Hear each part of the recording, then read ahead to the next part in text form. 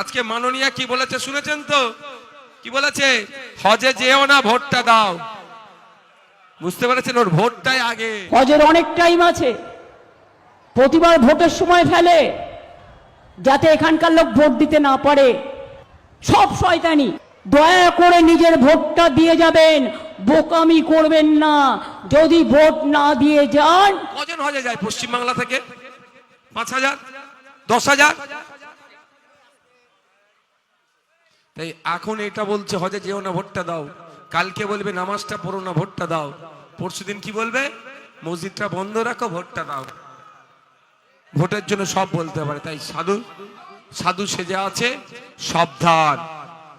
এই তৃণমূল বিজেপির পক্ষে একটাও ভোট নয়। সেলিব্রিটি, নায়ক, নায়ক নায়িকা, ব্যক্তিগতভাবে আমি কারো আক্রমণ করি না, কিন্তু তারা রাজনীতির যারা বোঝে না তাদেরকে আপনারা ধরে বিধানসভার মধ্যে পাঠালে লস ছাড়া লাভ হবে না।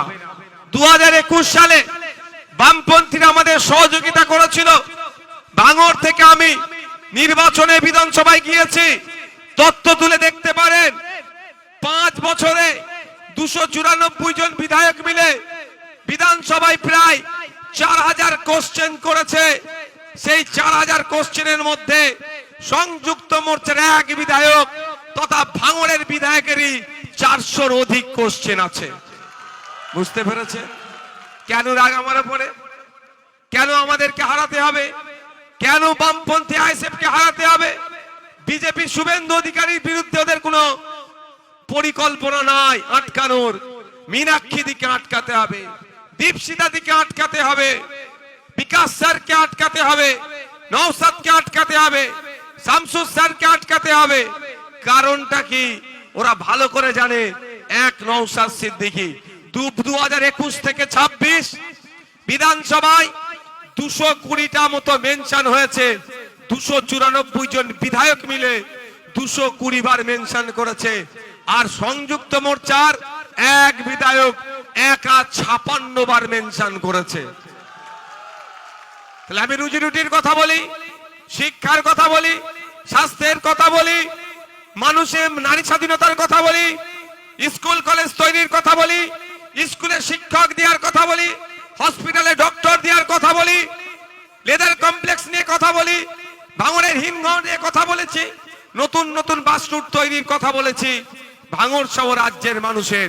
তাই আপনাদের বলবো, আপনারা যদি দৃষ্টান্ত তৈরি করতে পারেন, আগামী দিনেও কিন্তু আপনাদের নামও চর্চা হবে, বাদুড়িয়া বাদুড়িয়া হবে। এখন যেখানেই যাচ্ছি ভাঙড় ভাঙড় হচ্ছে। আগামী দিন যদি আপনারা আমাদের সাথ দেন, ইভিএম মেশিনের 6 নম্বর বোতাম টিপে খাম চিহ্নে ভোট দিয়ে আমাদেরকে যদি জয় করেন, তাহলে আপনাদের আমি কথা দিয়ে যেতে পারি, এমন মডেল তৈরি করব বাম এবং আইএসএফ মিলে। আগামী দিনেও বাদুড়িয়া বাদুড়িয়া চর্চা হবে রাজ্যের কোনায় কোনায়। আর একটা কথা বলে আমি শেষ করব, তার আগে এতটুকু শুধু বলে দিই, আজকে আমাদের ভাঙড়ে আমি আস্তে আস্তে একটা ভিডিও দেখছিলাম। ফরবার আমাদের ইন্টারন্যাশনাল টিমের প্লেয়ার, আন্তর্জাতিক খেলোয়াড় আমাদের ইউসুফ পাঠান সাহেব গিয়েছেন। গিয়ে ওখানে তিনি বলছেন তার নাকি যেখানে প্রোগ্রাম চলছিল তার আশপাশে বোমাবাজি করেছে। কে বোমাবাজি করে আপনারা ভালো জানেন তো নাকি? কে বোমটা মারে? সে বোমাবাজি হয়েছে। সে বলছে হাম পাঠান হ্যাঁ। ভালো কথা বলছে, হাম পাঠান হ্যাঁ। খুব ভালো কথা, হ্যাঁ আমি পাঠান বলছি, তার অন্য কিছু বলিনি, তাই না? পাঠানি আমরা বলছি। কিন্তু কথা হচ্ছে তারপরে কি বলছে, যদি বাংলার মানুষের কিছু হয় সামনে থেকে লড়াই করব। আমাকে শুনে খুব হাসি পেয়ে গেল। যখন রঘুনাথগঞ্জে দাঙ্গাতে মানুষগুলোর দোকান জ্বলছিল তখন কোথায় ছিল? ওয়াকফ সংশোধনী আইনের যখন পার্লামেন্টে ভোটাভুটি হচ্ছিল তিনি তখন কোথায় ছিলেন? বা পরবর্তীতে শামশেরগঞ্জে যে ঘটনা ঘটেছে, হরগোবিন্দ দাস, চন্দন দাস, তারাও আমার ভাই, আর মিথ্যা ভাবে যাদেরকে আটকে রেখেছে জেলে তারাও আমার ভাই। টোটাল এই ঘটনাতে তিনি একটাও শব্দ খরচ করেননি। কিন্তু ভোট এসেছে, বাংলার মানুষকে তিনি বুক চিতিয়ে লড়াইয়ের গল্প শোনাচ্ছে। ওই গল্পতে আমরা পড়বো না। তাই দিকে দিকে একটাই কথা বলবো, এই 2026-এর ইলেকশনে অনেক ধরনের ইকুয়েশন আসতে পারে।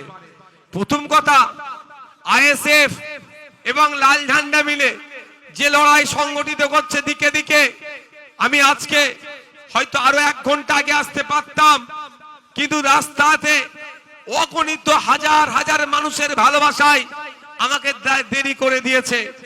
অনেক ভাইরা বাইকে করে আসছিল, দেখেছে তারা। তবে যারা বাইকে আসছেন তাদেরকে একটা বলবো, অত্যন্ত উচ্ছৃঙ্খলের মতো আপনারা এসেছেন, এটা বন্ধ করতে হবে ভাই। অযথা হর্ন দিয়েছেন, এই হর্ন বাজানো উচিত নয়। আপনারা অযথা হর্ন বাজিয়ে এসেছেন, এটা বন্ধ করতে হবে ভাই। এই উচ্ছৃঙ্খলতা আমাদের পার্টির মধ্যে আমরা প্রশ্রয় দেব না। ডিজে তো বাজতে দিই না।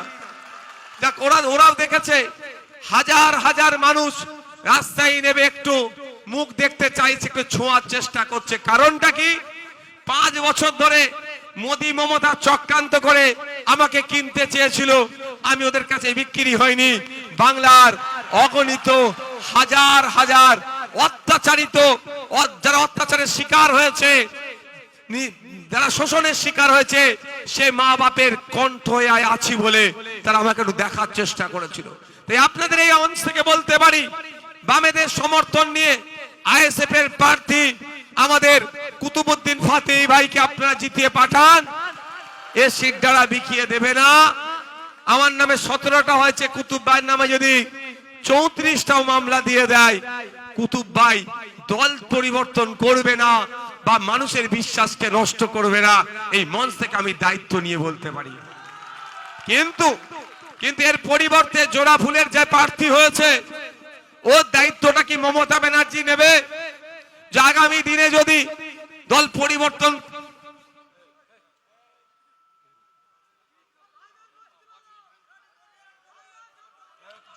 আগামী দিনে দল যে পরিবর্তন করবে না, এই দায়িত্বটা কি মমতা ব্যানার্জি নেবে?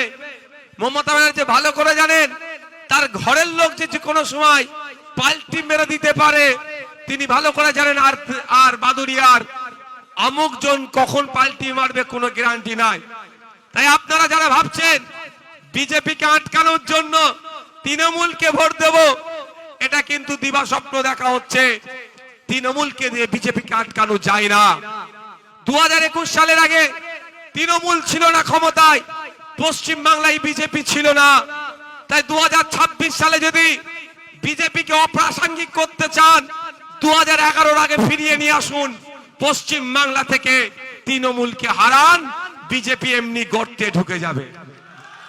আর বাম আইএসএফ এর সরকার নিয়ে আসুন। বাম আইএসএফ সরকার নিয়ে আসতে গেলে আপনাদের বাদুড়িয়া থেকে জিতাতে হবে, বসিরহাট উত্তর থেকে জিতাতে হবে, বসিরহাট দক্ষিণ থেকে জিতাতে হবে, হিঙ্গলগঞ্জ থেকে জিতাতে হবে, সন্দেশখালী থেকে জিতাতে হবে, মিনাখা থেকে জিতাতে হবে, হাড়ুয়া থেকে জিতাতে হবে, উত্তর 24 পরগনা, দক্ষিণ 24 পরগনা, হাওড়া, হুগলি, মুর্শিদাবাদ থেকে নিয়ে 148 এর ম্যাজিক ফিগার আপনারা আমাদের পৌঁছান। আমি জোর গলায় বলে যাচ্ছি, সে মুসলিম ধর্ম হতে পারে, হিন্দু ধর্ম হতে পারে, ধর্ম নিয়ে বাড়াবাড়ি করে কোন ধর্মকে অপমান করলে সেই বেটাকে ধরে জেলের মধ্যে রেখে দেওয়া হবে। সে শুভেন্দু অধিকারী হতে পারে, সে শুভেন্দু অধিকারী হোক আর কোন মাওলানা সাহেবই হোক, কোন ছাড় পাবে না ধর্মের নামে যদি কেউ হানাহানি করে। এ কথা বলে যাচ্ছে। 148 এর ম্যাজিক ফিগার আমাদের পৌঁছান, আমরা বিজেপিকে রুখে দেব। আর যে ভাইরা তৃণমূলের অত্যাচারে, তৃণমূলের অনাচারে, তৃণমূলকে টাইট দেওয়ার জন্য, তৃণমূলকে শিক্ষা দেওয়ার জন্য বিজেপিকে হাতকে শক্ত করছেন, তারা হয়তো ভাবছেন সত্যিকারের অর্থে বিজেপিকে যদি ভোট দেন তৃণমূলকে নাকি তারা টাইট করবে। 21 থেকে 26 77 জন বিধায়ক সেন্ট্রাল গভর্নমেন্ট ওরা পরিচালনা করছে, তারপরেও চাকরি চুরি, কয়লা চুরি, বালি চুরি, রেশন চুরি, গরু পাচার, একাধিক মামলা সেন্ট্রাল এজেন্সি তারা তদন্ত করছে। এখনো পর্যন্ত তদন্ত প্রক্রিয়া শেষ হলো না।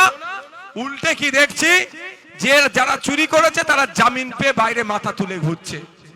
তাই যারা ভাবছেন তৃণমূলকে জব্দ করার জন্য বড় ফুলকে ভোটটা দেওয়া দরকার, ভোটটাও বৃথা যাবে। এই মঞ্চ থেকে বলে যাচ্ছি, তৃণমূলের নোংরামি অন্যায় এই চুরি যদি কেউ বন্ধ করতে পারে, এই জোটই পারবে, বাম আইএসএফ জোট ওদের চুরিকে বন্ধ করতে পারবে এবং ধরে জেলের মধ্যে রাখতে পারবে। বক্তব্য আমি দীর্ঘায়িত করছি না, এতটুকু শুধু কথা বলবো। ওয়াকাফ আন্দোলনের সময় মমতা ব্যানার্জি বলেছিল দিল্লির বিষয়, দিল্লিতে গিয়ে আন্দোলন করুন। আপনাদের বলবো সময় এসেছে। মাদ্রাসা, মসজিদ, ঈদগাহ, কবরস্থান বাঁচানোর সময় মমতা ব্যানার্জি আপনার পাশে ছিল না, ছিল এই নওশাদ সিদ্দিকী, ছিল এই বামপন্থীরা। সুপ্রিম কোর্টে আমাদের মামলা করার জন্য এই নওশাদ সিদ্দিকী, মোহাম্মদ সেলিম সাহেবদের মামলা করার জন্য এখনো আপনাদের বাপ দাদুর কবরস্থান, ঈদগাহ, মাদ্রাসা, মসজিদ তথা ওয়াকাফ সম্পত্তিটা সুরক্ষিত আছে। তাই আপনাদের বলবো মমতা ব্যানার্জিকে এবার জবাব দিতে হবে। তোমাকে ভোট দিয়ে যদি কাজে না লাগে তোমার প্রয়োজন নাই। যাদেরকে ভোট দিলাম না তারা আমাদের বাপের কবরটা বাঁচানোর জন্য সুপ্রিম কোর্টে গেলে নওশাদ সিদ্দিকী সুপ্রিম কোর্টে গিয়ে মামলা করেছি বলে এখন আপনার বাপ দাদুর কবরটা সুরক্ষিত আছে। তাই আপনাদের বলবো আগামী দিনে এই ধরনের অনেক আইন নিয়ে এসে আপনাকে আমাকে দলিত, আদিবাসী, হিন্দু, মুসলমানকে ডিস্টার্ব করার চেষ্টা করবে। তাই তখন বুক চিতিয়ে লড়াই করার জন্য আপনার জনপ্রতিনিধির দরকার, এমপি এমএলএ দরকার। তাই এমএলএ নির্বাচনে নওশাদ সিদ্দিকীর পাশে বসে লড়াই করার মতো মীনাক্ষীদির সাথে সাথ দিয়ে, দীপশিতাদির সাথে সাথ দিয়ে, বিকাশ স্যারের সাথে সাথ দিয়ে, প্রিয়াঙ্কা বর্মনদের সাথে সাথ দিয়ে একসাথে লড়াই করার জন্য এখান থেকে বাদুড়িয়া থেকে কুতুবউদ্দিন ফাতিকে আপনারা জিতিয়ে পাঠান, আপনাদের হয়ে লড়াই করবে। আপনারা এসআইআর দেখেছেন তো, আমার ভাঙড়ে 13টা অঞ্চল, ভাঙড়ে 13টা অঞ্চল জানেন এসআইআর যাদের নাম ডিলিট হয়েছে, এসআইআর যাদের নাম ডিলিট হয়েছে, নাম ট্রাইব্যুনালে কিভাবে মামলা করতে হবে না করতে হবে 13টা উকিল পাঠিয়েছি। শুধু তাই নয়, দুদিন ক্যাম্প করেছি, 10টা উকিল লাগিয়ে সমস্যা সমাধানের জন্য। এখানকার এমএলএ এর ভূমিকা কি? এখানকার এমএলএ এর ভূমিকা কি এসআইআর নিয়ে? তার নেত্রীর ভূমিকা জিরো, তাই এমএলএ তো হবেই জিরো, স্বাভাবিক।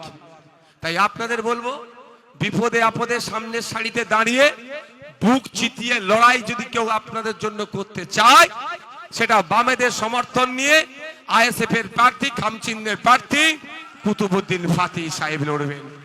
তাই আপনাদের অনুরোধ আবারও করছি, আগামী 29 এপ্রিল আপনার ভোট আপনি দেবেন, খামচিহ্নে ভোট দেবেন, সকাল সকাল ভোট দেবেন। কেউ যদি ভোটদানে ডিস্টার্ব করে আমাদের নেতৃত্বদের জানাবেন।